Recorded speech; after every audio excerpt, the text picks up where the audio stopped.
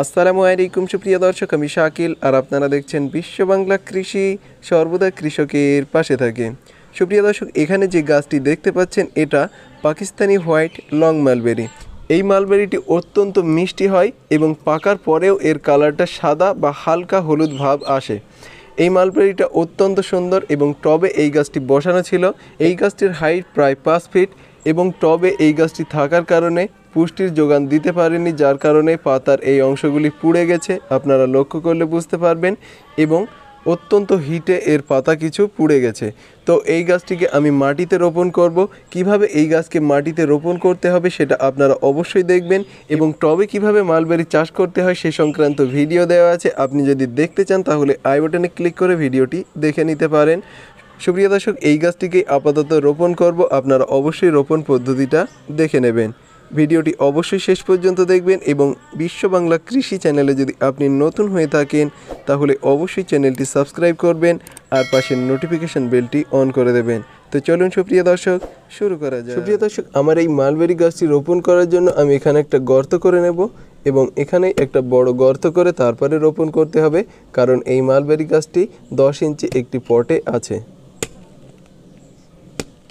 সুপ্রিয় দর্শক, এখানে একটা বড় মাপের গর্ত তৈরি করে নিয়েছি এবং এই গর্তের ভেতর এবার জৈব সার প্রয়োগ করতে হবে। জৈব সার দেওয়ার পরে গাছটি রোপণ করতে হবে জৈব সারের উপরে। জৈব সার হিসেবে আপনারা গোবর সার, ভার্মি কম্পোস্ট এবং পোলট্রির লিটার, এই তিনটির মধ্যে যে কোনো একটি জৈব সার প্রয়োগ করবেন এবং 1 থেকে 2 কেজি পরিমাণে জৈব সারটি প্রয়োগ করবেন নিচে, তার উপরেই গাছটিকে রোপণ করবেন। জৈব সার হিসেবে আমি পোলট্রির পচা লিটার ব্যবহার করছি।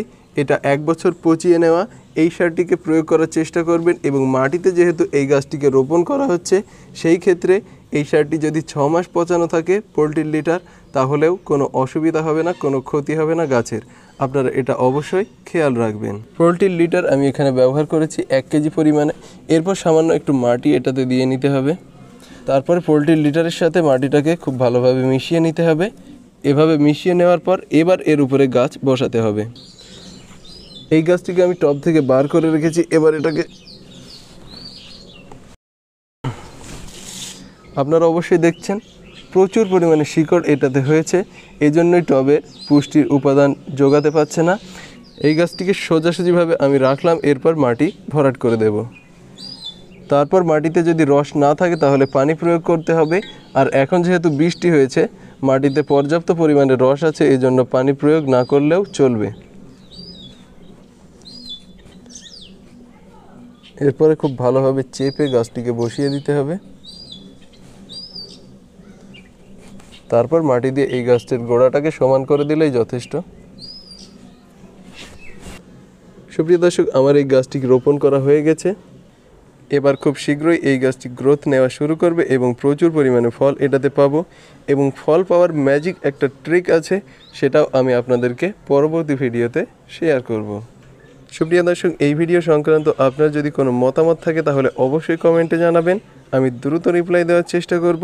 এবং আপনি যদি এই চ্যানেলে নতুন হয়ে থাকেন তাহলে অবশ্যই চ্যানেলটি সাবস্ক্রাইব করবেন। ধৈর্য ধরে এই ভিডিওটি শেষ পর্যন্ত দেখার জন্য আপনাকে অসংখ্য ধন্যবাদ। থ্যাঙ্কস ফর ওয়াচিং বিশ্ব বাংলা কৃষি।